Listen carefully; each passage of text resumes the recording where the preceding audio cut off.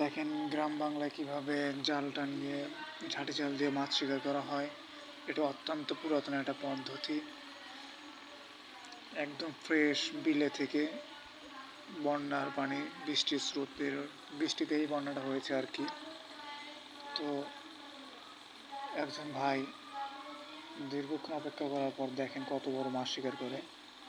এটা জাল উঠাচ্ছে, এখন দেখতে পাবেন অনেক বড় আর কি মাছ শিকার করেছে। এটাই গ্রামের সৌন্দর্য। আসলে গ্রামের আশেপাশে আসলে তখন মনটা ভরে যায়। প্রাকৃতিক সৌন্দর্যের ভিতরে এরকম মাছ শিকার করা আর কি আসলে সত্যি চোখের সৌন্দর্য, মন ভরে যায় আর কি। দেখেন সুন্দর করে জালটি করছে। এটা অনেকগুলো মাছ শিকার করেছে আর কি।